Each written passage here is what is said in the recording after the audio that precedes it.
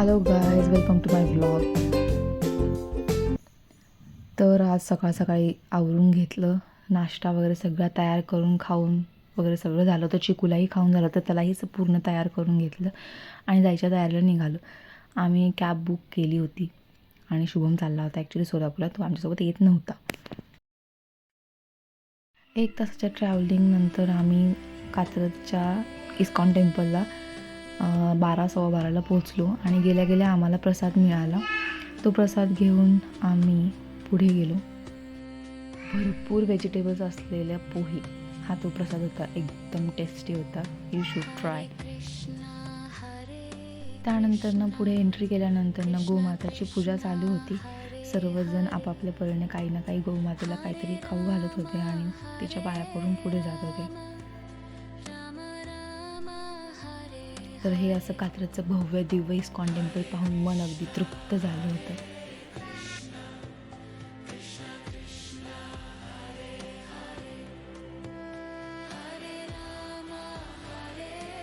एंट्रीला श्रीकृष्णाची छानपैकी शेषनागावर उभारलेली मूर्ती आहे. त्या साईडला असं डेकोरेशनसाठी फाउंटन वगैरे केलेलं होतं. आणि त्यानंतर आम्ही सगळ्यांनी चप्पल स्टँडमध्ये चप्पल ठेवल्या, पाय वगैरे धुतले आणि मंदिरात वर पायऱ्या चढून निघालो. आणि 1 ते 4च्या दरम्यान मंदिर बंद होणार होते आणि 12:30ची आरती आणखीन व्हायची होती. तर तोपर्यंत सर्वजण आरतीची वाट बघत तिथे बसलेलो आम्ही सगळे.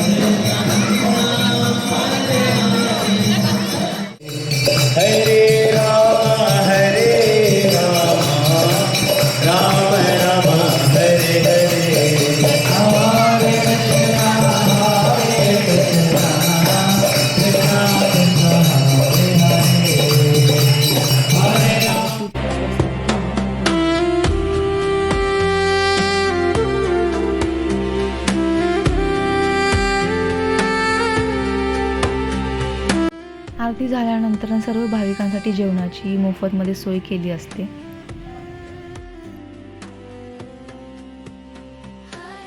त्यानंतर आम्ही कात्रजच्या झूला जाणार होतो. तिथे आम्ही परत कॅबच बुक केली आणि तिथे पोहोचलो. तिथे एंट्री वगैरे करून घेतली.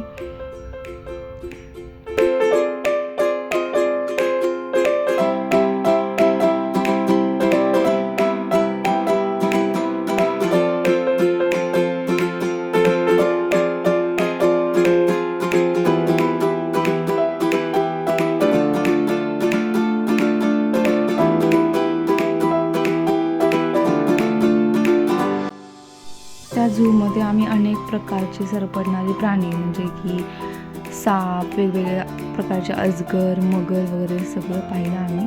खूपच छान होतं ते. सापाच्या वेगवेगळ्या प्रजाती पाहायला भेटल्या आणि हे सगळं लहान मुले हे दोघेही एन्जॉय करत होते.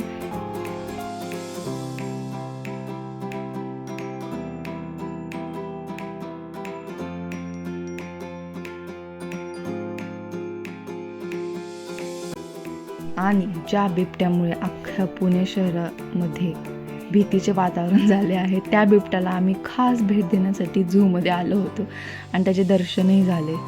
बापरे, भयानक दिसतो. त्यानंतर आम्ही वाघही पाहिला. ॲक्च्युली तो वाघ नव्हता, ती वाघीण होते.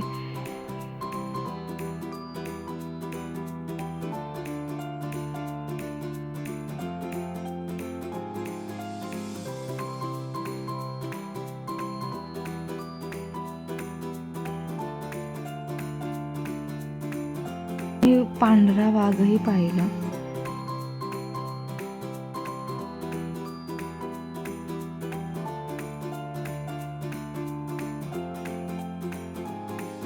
आणि हे झू खूप मोठं असल्यामुळे आम्ही सगळेजण खूपच थकलो होतो.